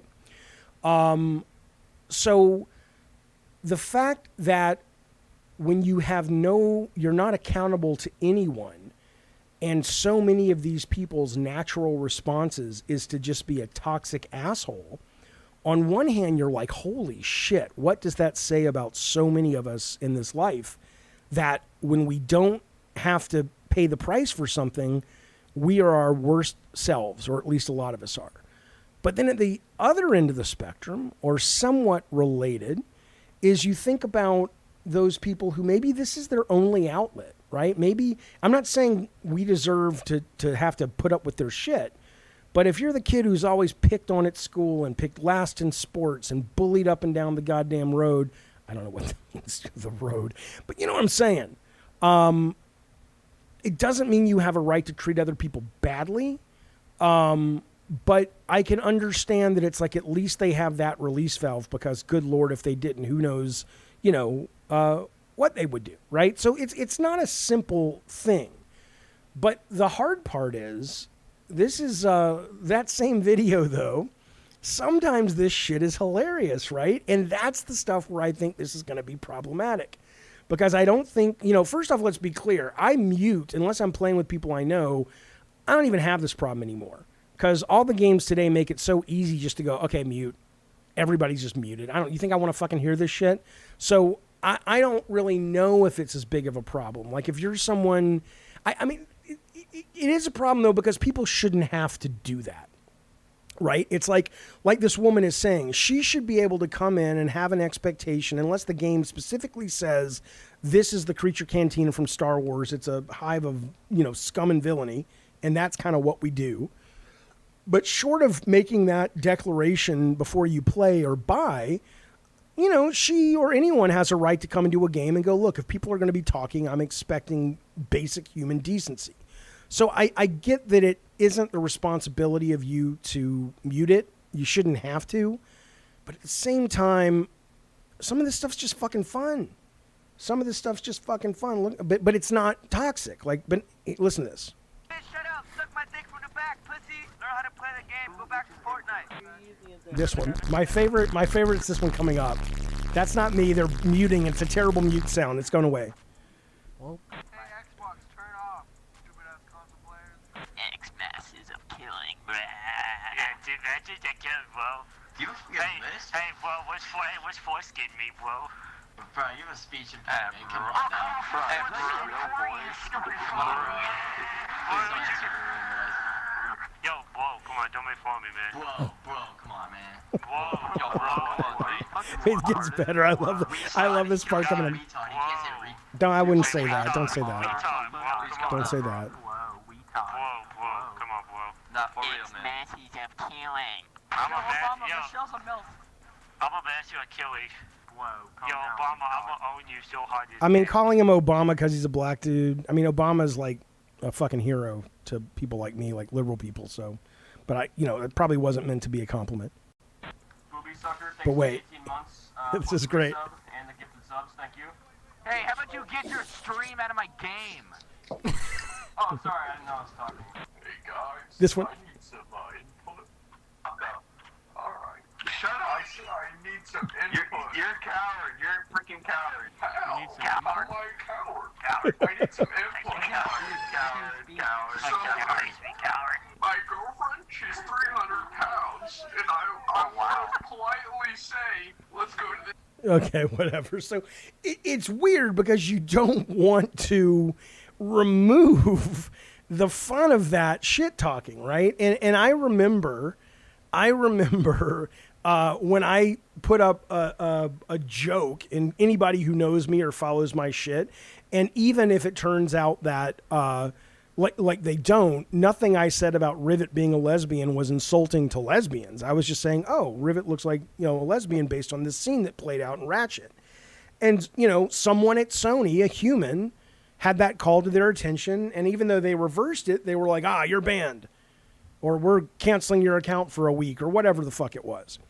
And I'm like, that's what's going to happen here, is my fear, is that someone's going to put in something that's shit talk, and, you're going to have a real hard time hiring people who are, in the mindset of going, I reviewed this, you're banned. I reviewed this, you're canceled, blah, blah, blah.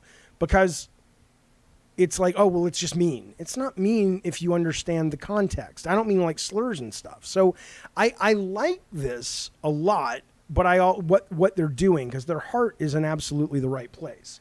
But even though I like it a lot, I worry it's not quite going to get, like you might end up with a situation where it just becomes so vanilla and dull that, I don't know. I don't know if that's where we want to go. Eddie Torres, though, he tweeted this out. Twitter was not happy with him. Our very own Eddie Torres says, the trash talk I grew up with on Xbox Live playing Halo 2 in 2004 made me the man I am today. It's a shame how sensitive people are now. Let's see what new comments have come along. If that trash talk is what shaped you into the person you are today, then that's just sad, says Tim Holt. Shouldn't you have better or more substantial influences in life elsewhere? Yes, says this person. People are so sensitive for not wanting to be called or heard slurs while gaming. And again, I don't think Eddie Torres was talking about that. I think he was talking about shit talk. Sentences I never thought I would read for $500, please. Laugh out loud. Trash talk and Halo made you the man you are today. Is that a joke? Eddie's on right now. He should tell us what he thought about this shit. Your failures are your own. Don't put that on the Halo 2 community. Although this guy likes you, says this man gets it. Oh no, I can't be racist and homophobic anymore. I want to be able to say the N-word without consequence. That's you. That's not what Eddie's saying. I don't think that's what Eddie's saying.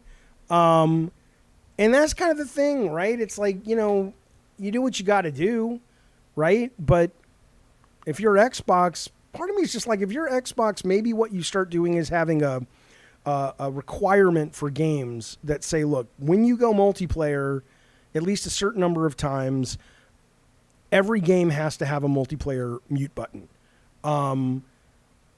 And you have to let the player know, and he has to manually turn off being told about it, because that way then there's no problem. Then if it's like, oh, I don't want to hear this shit, right? Then you don't have, then you have people who are cool with it and people who are not. And certainly you can still, when something gets really egregious, like racial slurs or homophobic slurs, sure, absolutely. But shit talking, come on now, that's fun.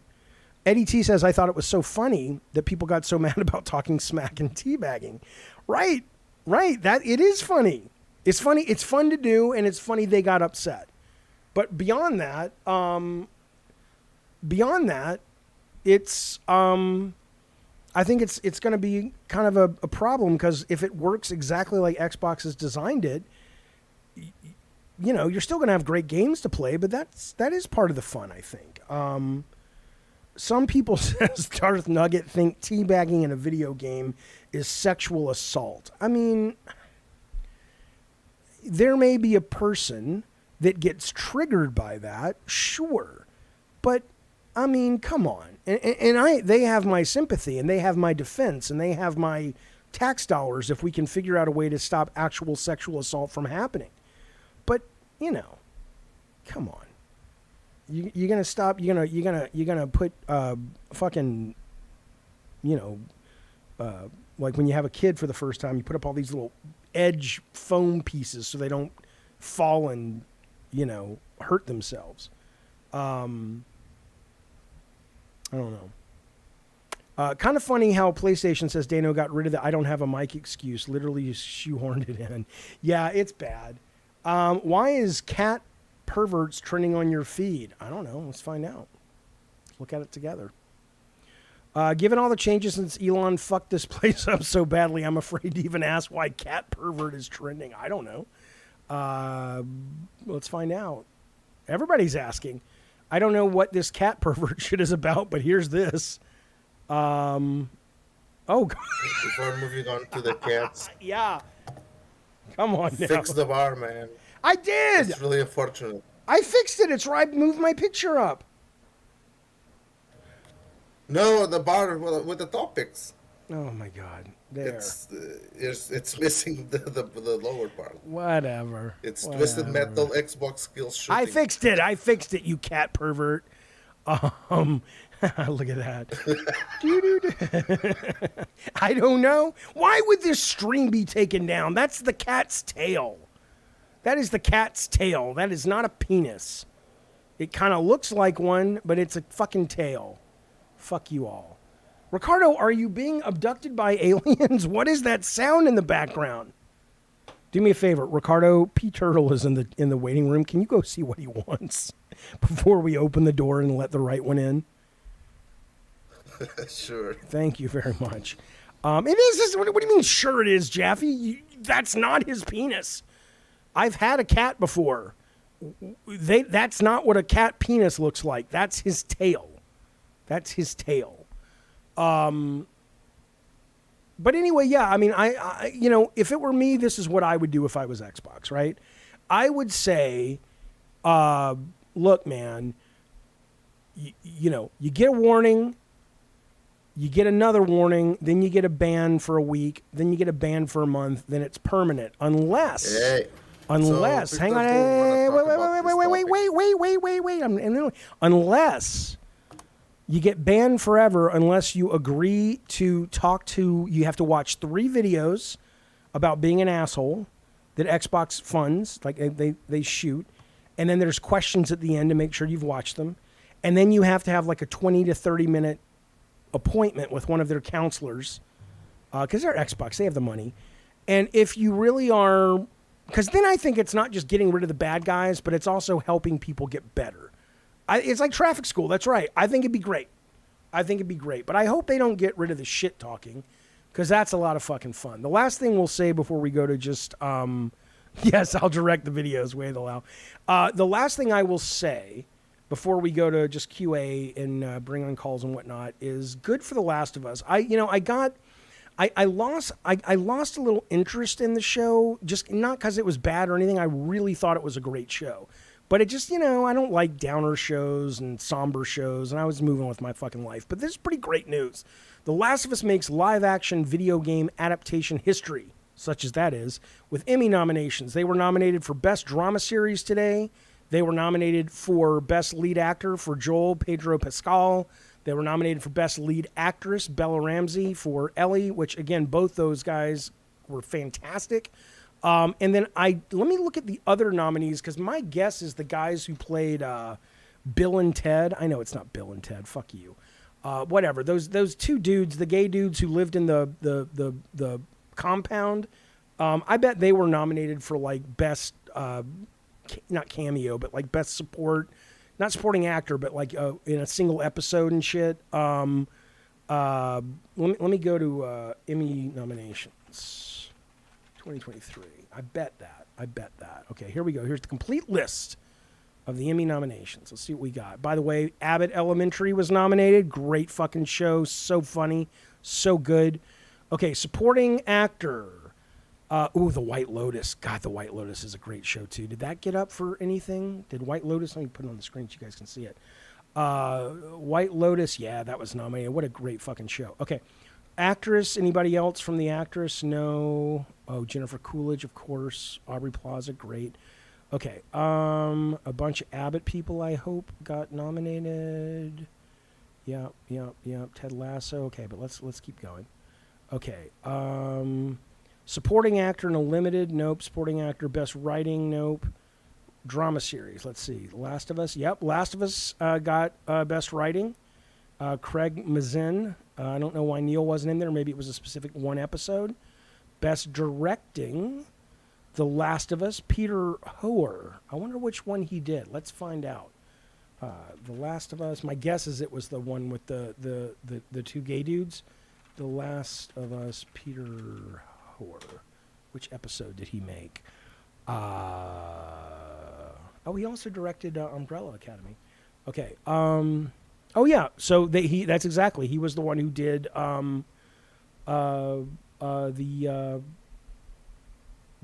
one, the one about Nick Offerman and Murray Bartlett. Okay, so let's see if those guys got nominated. I bet they did.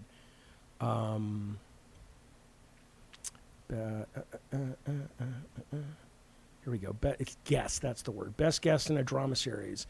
Nick Offerman, yep. Last of Us, Lamar Johnson, Murray Bartlett, Kivion. Look at all these Last of Us people. That's awesome. Okay. Guest actress. There's a goddamn.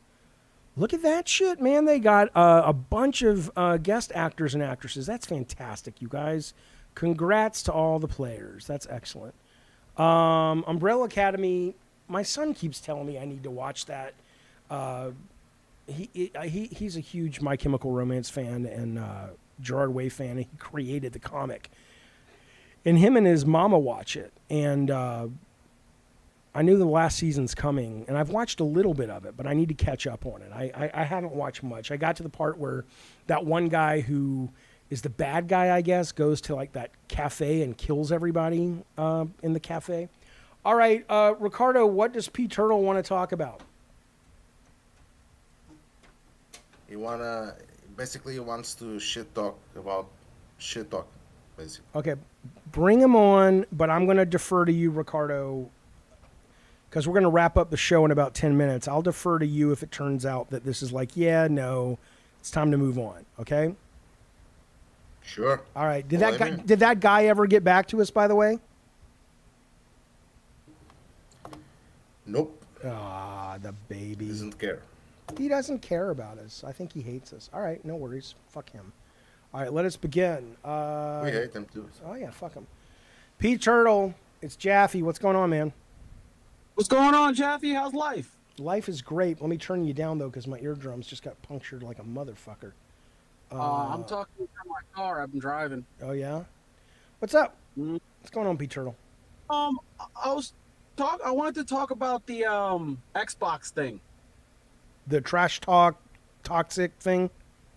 Yeah, I warned you about this 2 years ago that this was coming. What? And go ahead. Be specific. What were we talking about? They didn't announce this until today. Yeah, but I told you 2 years ago it was coming down to this. Whenever you invite women, I'm not shocked that this is happening after Pride Month. When you invite all these people who can't take jokes into a space that's specifically dominated by men, and this is the language of men. This is how men interact. When I hang out with my friends, we say the worst things to each other and laugh about it. That's how men communicate.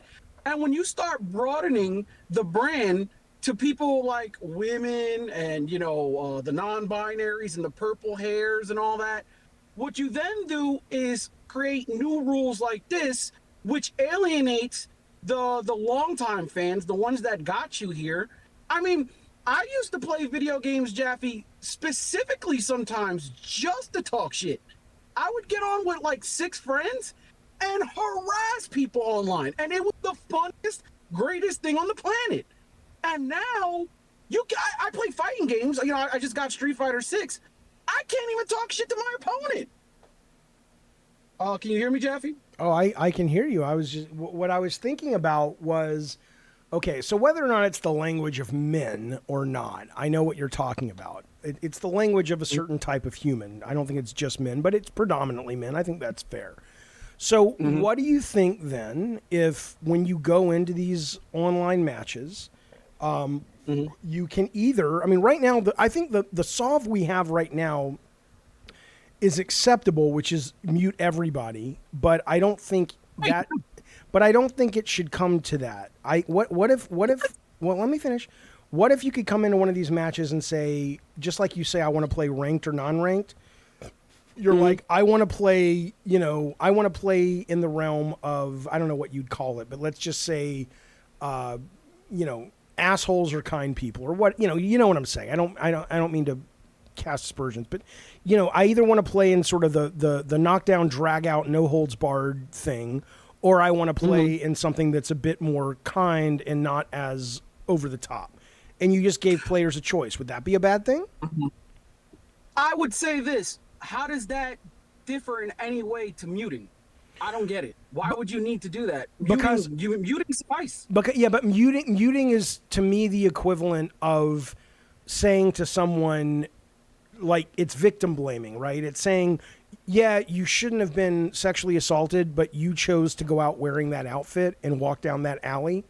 Yes, you have to be responsible and take care of yourself and put up boundaries and be aware of your surroundings, but you shouldn't have to, right? To say that muting is the solve is like saying we're choosing not to address the problem. We'll just give you some blinders that you can wear so you don't have to really see the problem. And in that, I think it's a solution that solves the immediacy, but it continues to support the toxicity and the cruelty.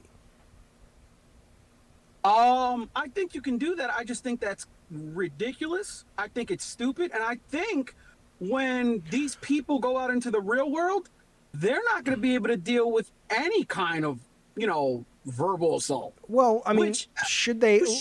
What about this? Okay, what about this woman? She says, as a woman online, I often find myself staying silent in online multiplayer to avoid abuse and harassment.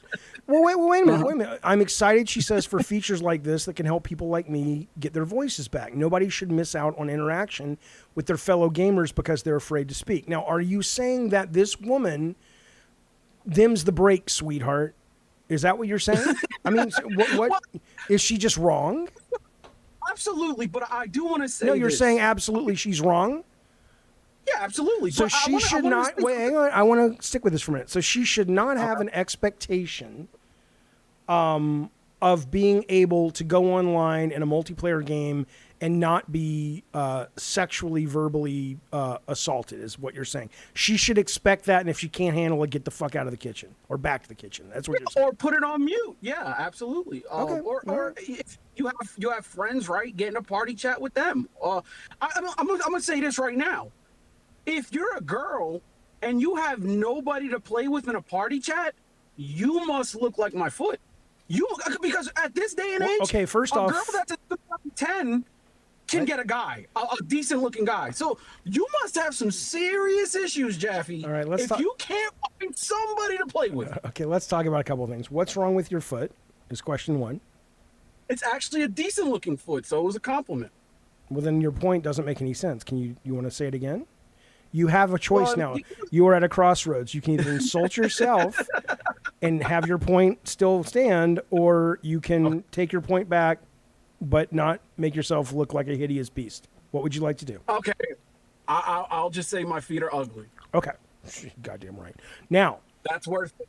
Yeah. Okay. So first off, so what? Let's say this person is the ugliest, societally defined, ugliest creature on the planet. They still deserve to be sexually assaulted verbally? What I'm saying is they certainly are not dealing with that in real life. I can't imagine a female getting on video games, she says some words, and then a bunch of guys talk about how much they want to have sex with this person, and they feel bad about that. That's going to ruin your day? That you said something, and a bunch of guys say, damn, you sound hot, I would love to bang you, let me see them tits, whatever, and that ruins your day? That's insane to me. I'm sorry. It's so... You see how you are so playing a character. There's no way that there is still someone that is basically a Neanderthal that is still walking the planet in this day and age. It's 2023. You just live in a bubble, Jaffe. You live in a bubble. It's not a bubble. You're telling me that a woman should be able to go online and not mind, but be okay with somebody if she says, hey guys, I'll be up here, I'm a really good sniper, and someone says, you know what you're really good at, sweetheart? Sucking my dick. Everyone's like, ha ha ha ha ha. You think that woman should take that as a compliment and be happy that some guy said that? Honestly, I cannot see. To me, the thing about sexual assault and all that is that in real life, it's scary, right? Because it might happen. If somebody says that to you in real life, I understand being worried. But somebody talking about they wanna have sex with you and want you to blow them when they're in another continent, cannot fathom how that can bother somebody. Cannot understand. Listen, I'm going to the park right now to play ball. I play ball once a week. People talk shit. That's what we do. Jaffe, you talk shit to your chat. They talk shit to you. Okay. That's life. But the difference is we know it's a joke because we've established some context, right? Let me ask you a question. If I go to a park to play basketball, which you don't want to see, but if I go to a park to play basketball and I'm who I am and I'm playing with like a bunch of people, but one of them happens to be a black dude, okay? And because I'm talking shit, I use the N word with them. Not as like I'm talking the hard ER, but even just the A. And I'm doing it because I'm just like, hey, man, we're shit talking, man. You think that's okay? Not only do I think that's okay, that happens all the time. There's a bunch of like Indian guys at the park, white guys. It is, especially like high school kids that they don't play with me or whatever. But you hear it, and I don't like, again, you watch a lot of movies because New York is very diverse. I'm aware. I've been in New York. School, and all of them talk like they're black. They all talk like they're from the hood, and nobody cares. Okay. And that's something that Hollywood created. Nobody cares about that stuff. Addie Pie says, Jaffe, why are you offended if they aren't? I'm asking the question. Somebody says, Mutant Mo says, P Turtle, go talk like that to a woman in front of her man and see what happens to you. It's interesting though. Yeah, Fupy says, I think it's okay to trash talk men, but not women. It is weird though. It is weird though, because, you basically say this is the language of men. Just normal men, just and innocent men. You say it's the language of men, but at the same time, women should be comfortable around it. But if it's the language of men, isn't that sort of meant for men only? And it's like, you shouldn't bring that around women because it's uncomfortable? But here's the issue I have, right? Within gaming, it's predominantly been dominated by men. Or and boys, things have changed. Now women are a larger percentage in the But now that these people want to be included, right? They want to be included, but they want to be included on their terms. They ruin it for everybody. I don't ruin it for me. I still want to trash talk, but look, if a woman gets, if I'm okay, wait, I want you to think about this for a minute. If a woman gets online playing Call of Duty, ideally you should be able to shit talk and trash talk her all goddamn day long based on any and everything other than the fact that she happens to be a woman or a certain religion or a lack of a religion or whatever. If you're like, lady, you're so shit with that sniper rifle. The last time I missed that badly was when I tried to fucking kill Bin Laden. I'm making shit. I don't know. But I'm just saying, but that's fine. I agree with you. It's not like, oh, it's got to be sensitive and nice. Because I think shit talk is fun. But to say, oh, you're a fucking this, that, or the other, that's actually like language that's harmful and hurtful to people, I don't know. That's where we part ways, P Turtle. Thank you for calling, buddy. Can I say one last thing? Yeah, one last thing. Go ahead. Just what you just said, right? I believe that people think the N-word is the worst word on the planet or whatever. I don't think anything other than if you are a black person and you have made it clear that you find that harmful, hurtful, and offensive when white people say it, who am I to judge? So I'm like, okay, I respect you. I won't say it. What I'm saying is that when you take a word and you contextualize it, right? It can mean a bunch of things, but when it comes to gaming, the N-word is one of the greatest gaming words ever created. And nobody looks at it as like the worst racist thing, right? You have that streamer Maximilian dude has said it, PewDiePie has said it, and they didn't say it at a black guy. They didn't say it at anybody. They just said it and damn, out of frustration, because that word is a gaming word. Because when you get online anonymously, you like to be edgy. You get to say things you can't say in real life. You think that's edgy, saying that? Why should you want to say that? I think it used to be. Now it's brave because you can't say it anywhere anymore. Back in the day, it was being an edgelord. And to me, that's just disgraceful. That is a gaming word. That would be in the Hall of Fame of words when it comes to gaming. And now we have to look at that as like, oh, the worst thing ever. You shouldn't say because you could hurt somebody. But people didn't care about that 10 years ago. Now they do because white feminist women are making them think that's their absolutely. The black folks for the longest time, and I grew up in Alabama, so I know from secondhand, they had no problem being called the N-word by white people. You're right. It was only 10 years ago when the feminists got involved. You're right. Yeah, when you say it within context. When you go to bed at night, do you know, like, is it hard, or do you know how to get in bed and close your eyes and sleep? I've never talked to anybody so stupid in my life. I love you. Call back anytime, P Turtle, but you're out of your goddamn mind. On this one. You're with P Turtle on this one. No, you're not. Here's how I know, Ricardo, because don't get your fucking dick all big for a moment. Not that it could be. Listen to me. Ricardo has made it clear to me. Listen. I'm black. I didn't say you were black. No, I said you think I'm black. You said that in multiple streams. Yeah, but if you think I'm black, I'm probably black.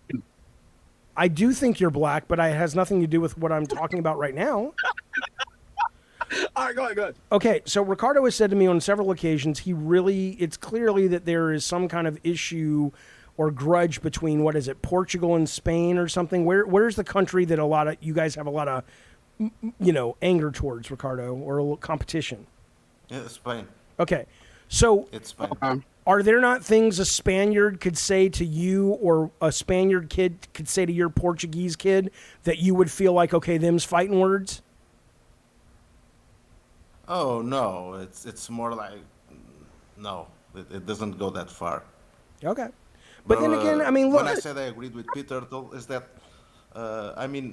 competitive gaming, there's a lot of shit talk, and if someone said that the sniper joke you said before, I mean, if you're in this environment, just shit talk to them as well. Yeah, you're trying to throw them off the game. Yeah, I don't agree. I mean, I agree that should be okay on some servers. Oh, go suck a cock, or go suck a cock or something. Then the girl should perhaps say, hey, you should know, you suck more cock than I do, or something like that. I understand, Ricardo. Maybe that's a new job for you. You can call Ricardo and he'll give you some insults. Let's try it out right now. So, Ricardo, I'm playing a game online, and somebody says, I know who you are. You're Jaffe. Your last name is, you think you're the chosen people, but you're really a bunch of greedy fucks. What would you say? Give me a way to combat that. What? You're fired, Ricardo. You're fucking fired.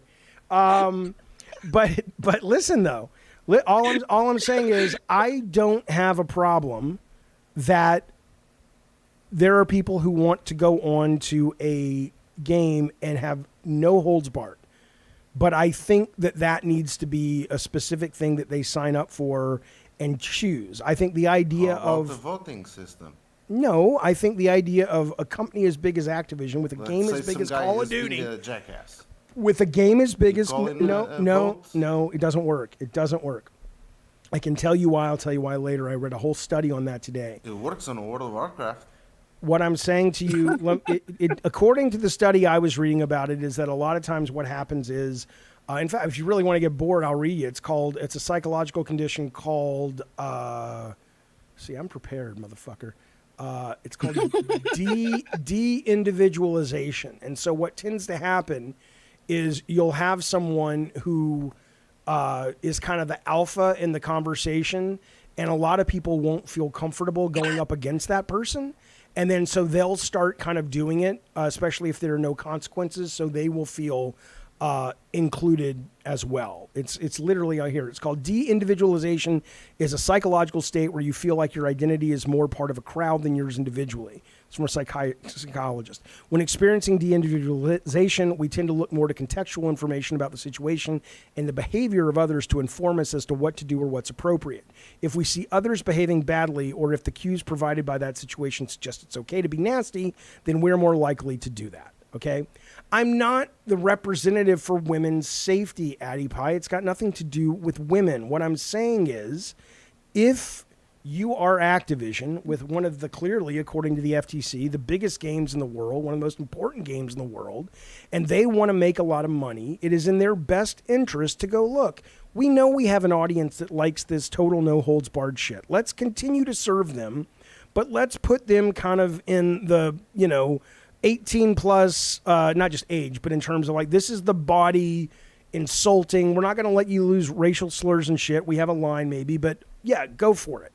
But we're also going to say that the default, though, is not that, because we know most of our customers don't like that. I don't see a problem with that.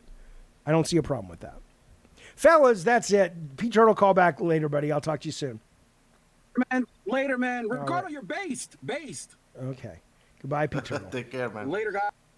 Goodness gracious. Wait, what happened? No, I didn't mean to hang up. Hang on. I meant to kick Pete Turtle. Fellas, that's been Gabbing Games for the 12th of July. Thank you for hanging out with us. Thank you for our sponsors. Welcome new members. Thank you for the super chats. I think I got them all. Let me make sure. I think I did. Oh, yeah. Big Afro Man. Thank you, buddy. He says, no, Pete Turtle, that's language. That isn't from men. It's from boys. Men know better. I agree. Frank Blasi has been a member for 30 months. Thank you, buddy. He says, hope all is well, Jaffe. It is. Making the big move across the country to San Diego next month. Couldn't be more excited. Cheers to you, Jaffe, and for 30 months. Thank you, sir, for all of the great support over the years. I appreciate it. Drive safe when you're coming down here. Be well and enjoy California. It's a great fucking place. Jaffe, go look at the news. Okay. I'll look at it. What news? Just gaming news? Do I go to CNN? What are you talking about? Oh, awesome. I love the UFOs, man. What am I looking for on the news, man? Ricardo, do you know what he's talking about? Something going on in the world? Gaming news. Okay. I have no fucking idea. All right, let's go to the game news, see what's happening. I'm going right now. Hang on, fellas.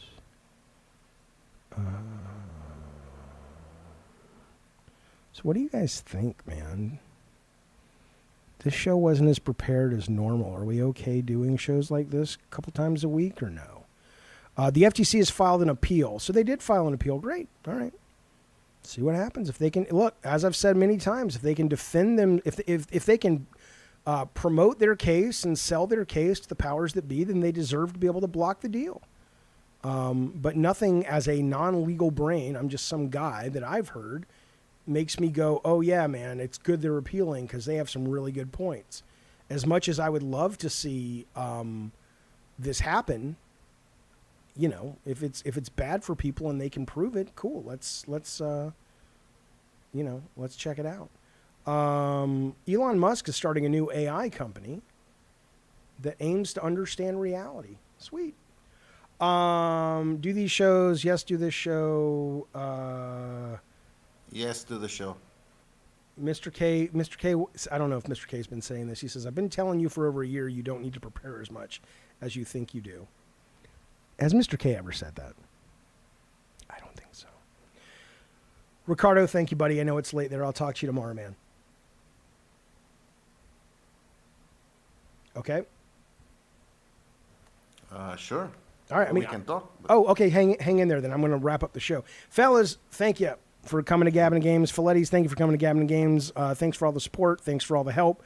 I will see you guys on tomorrow's Gabbin' Games that will be running at 2 o'clock.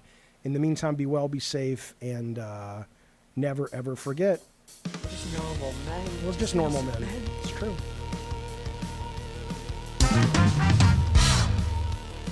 Thanks, guys. Take care. Yeah.